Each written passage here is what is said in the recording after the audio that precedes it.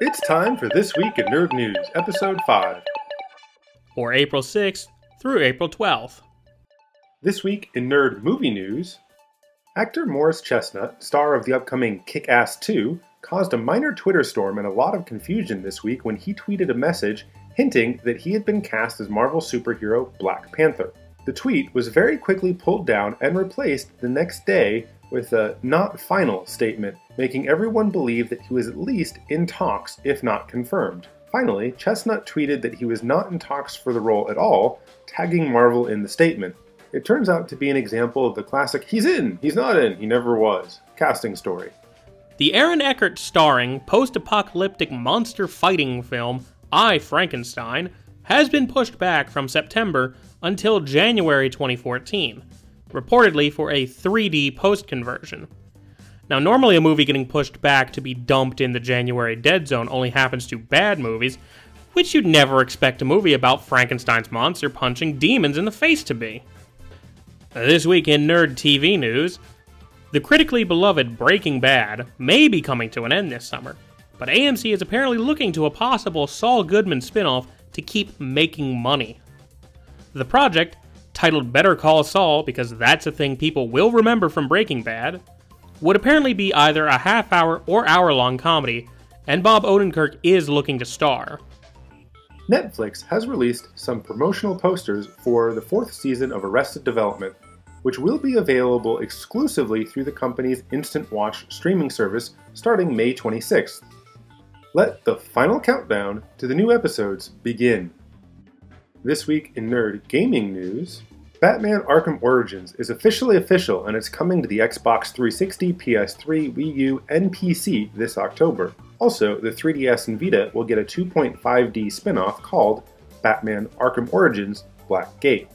Man, these AAA studios just continue to surprise everyone with game announcements no one saw coming. Blizzard caused a minor stir this week when designer Matthew Berger suggested that StarCraft Ghost, a third-person action game set in the StarCraft universe that was supposed to be released in the early 2000s, may still see the light of day. Berger said in an interview, quote, "It's on hold, it's never been cancelled," and when pressed, said the game would maybe be finished. Now, the cynical will say, "This sounds just like what happened to Duke Nukem Forever." I would say Blizzard is less likely to be so far out of touch with their audience as anyone who thought Duke Nukem might still be relevant. But Blizzard's last 2 announcements have been Diablo for the PlayStation and a digital trading card game. The latest Xbox Durango rumors is that the system will have an HDMI in port that will allow the next generation console to take over your cable or satellite set-top box. This will allow the system to place custom UI elements over the TV signal and tie control of your set-top box to the Kinect.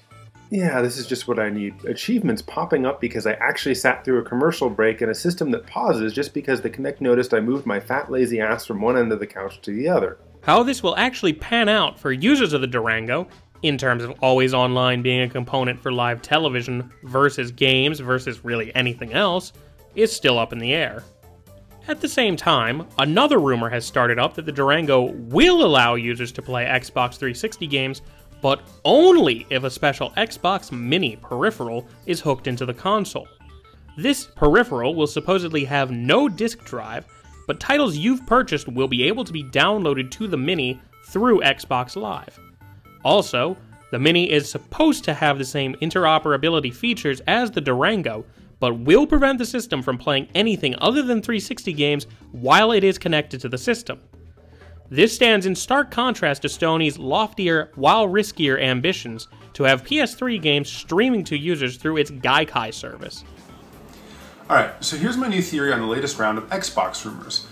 When the PlayStation 4 was announced, we got pretty much exactly what we expected, which was a slightly faster PlayStation 4 with a new controller and some mostly uninteresting online features.